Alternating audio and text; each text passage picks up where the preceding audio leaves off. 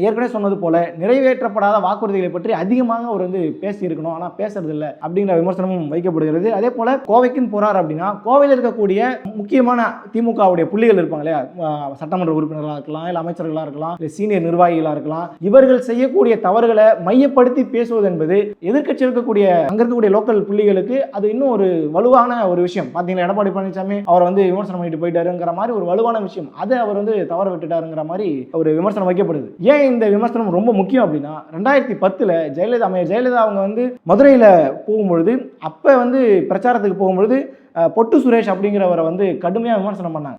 ஏன் பொட்டு சுரேஷ் யார் அப்படின்னா அழகிரியோட ரொம்ப நெருங்கிய நண்பர். அவர் 2013 படுகொலை செய்யப்பட்டுட்டார். எதுக்கு இந்த உதாரணம் அப்படின்னா மிகப்பெரிய ஒரு பொசிஷனில் இருக்கக்கூடிய ஒரு நபர், ஒரு பொட்டு சுரேஷ் அப்படிங்கிற கட்சியில் இருக்கக்கூடிய பல நூற்றுக்கணக்கான முக்கிய நிர்வாகிகள் ஒருத்தர், அவரை வந்து மையப்படுத்தி பேசுறாங்க அப்படின்னா ஏன்னா மதுரையில் அவர் அங்கே டாப்பாக இருக்கிறார். அப்போ அவர் அடித்தோம்னா நம்ம கட்சியில் இருக்கக்கூடிய நிர்வாகிகள் வளரலாம் அப்படிங்கிற ஒரு காரணத்துக்காக அவங்க வந்து பேசியிருப்பாங்க. ஸோ அந்த மாதிரி அதே போல ரீசெண்டாக தேர்தல் சமயத்தில் கூட முதல்வர் வேலுமணியை கடுமையாக தாக்கி பேசியிருந்தார். ஏன் வேலுமணி தாக்க வேண்டிய தேவை என்ன இருக்கா? டைரக்டா அதிமுகவே அடிச்சிருக்கலாம்ல, அதிமுக இந்த தப்பு பண்ணாங்க, கடந்த காலத்தில் ஸ்டெர்லைட் பிரச்சனை, அந்த பிரச்சனை, இந்த பிரச்சனை சொல்லி பேசிருக்கலாம்ல, ஏன் வேலுமணி கடுமையாக தாக்கணும்? கடந்த காலத்தில் இதே முதல்வர் ஸ்டாலின் செந்தில் பாலாஜியை வந்து கடுமையாக விமர்சனம் பண்ணி பேசியிருப்பார். இவர் கெட்ட கேட்டுக்கு முதலமைச்சர் லிஸ்ட்ல இருக்காருங்கிற மாதிரி கடும் விமர்சனம் பண்ணியிருப்பார். அப்ப எந்த மாவட்டத்துக்கு நம்ம போறோமோ அந்த மாவட்டத்தில் இருக்கக்கூடிய முக்கிய புள்ளிகள், எதிர்க்கட்சியில் ஆளுங்கட்சியில் இருக்கக்கூடிய முக்கிய புள்ளிகளை பேச வேண்டிய பொறுப்பு எதிர்க்கட்சியில் இருக்கக்கூடியவங்களுக்கு இருக்குங்கிறத இந்த சம்பவங்கள் நமக்கு வந்து சுட்டி காட்டுது. இந்த இடத்துல எடப்பாடி பழனிசாமி அவர்கள் தவற விட்டுட்டாரோங்கிற விமர்சனமும் வைக்கப்படுகிறது.